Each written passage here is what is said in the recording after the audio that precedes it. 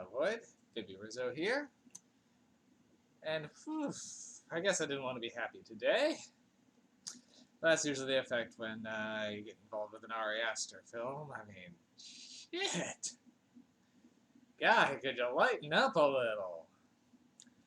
Alright, so look at Hereditary today. And this is the second time I've seen this one. I would have reviewed this one sooner, but you can only watch this movie so close together, and I watched it not too long before I started my reviews, so a little more than a year was needed to recoup from Hereditary. I'll say it wasn't as bad the second time around. I don't mean to say the movie is bad, it's just, it kind of has a tendency of bringing the mood down. It's an effective movie, but it is, well, like Ari Aster said himself said, it's a movie about suffering, and yeah, that conveys very well. This movie is watching a train wreck in slow motion of a family falling utterly apart and then proceeding to rip itself the rest of the way. It's not an easy sit. It's an effective movie, by all accounts, but it's a hard movie to say you like, because it is a dim movie. Now, this movie stars Toni Collette as, what was her name? Anne, or Annie, as the mother of a family with her husband and 2 kids, and her mother has just recently passed away, so they're going through her funeral, and so they're already going through a bit of grief. And it's hard to talk about this movie without going into a spoiler that, when I first saw this movie, I went in pretty much cold. I had heard it was good, but that's all I really knew, and the first surprise caught me off guard. So if you want to go into this movie cold, which is the best way to go into this one, I would say go for it. If you're curious, I'm giving this movie like an 8 on the MacGuffin scale. But yeah, so when the first twist hits, not too long therein, it's not really a twist, but more of a joke the marketing department played on, and good on them for keeping this, is Charlie, the young girl there, gets in a violent accident very quickly into the movie, about a half hour or so in, just when you're really getting to know everything, and once she is brutally decapitated. And considering she's featured very prominently in all the marketing, she's on the cover, and most of the pictures on the back feature her as well. Her death comes as a complete shock to me when I saw it, because just seeing her there was one of the only things I knew about the film. And then it's the further downward spiral of, since the son, his name always is escaping me. I have it right over here. Peter. Anyway, he was out at a party with her.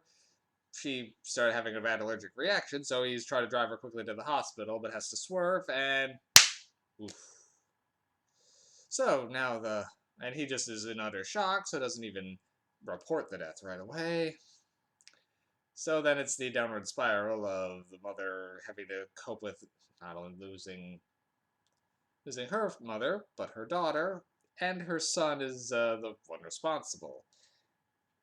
Meanwhile, her husband is doing his best to keep everything together, but when she's clearly falling apart, it's also straining the marriage. Soon, she does meet a kindred soul, someone else who lost their child recently, and through them begins going into a seance to try to contact her departed daughter, and that's when things start getting worse. As at first it seems innocent, but, well, it begins quickly spiraling out of control, as well as they start revealing just Some conspiracies evolved in just who was her mother, and was a strange symbol that seems to be everywhere, and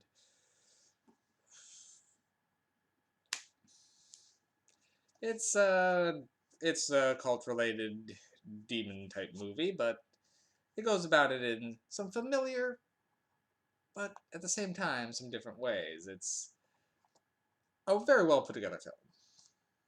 I will say it feels like there's some major lulls between the supernatural elements in it, but at the same time, it's usually just to focus on the family and their emotional states, so I can kind of forgive that. And the soundtrack is really the killer. It is oppressive in a good way. So that hits hard, and it's there through. It's like the soundtrack is practically alive in this movie, and it hates you. And through it, it makes sure that you are not in a good mood.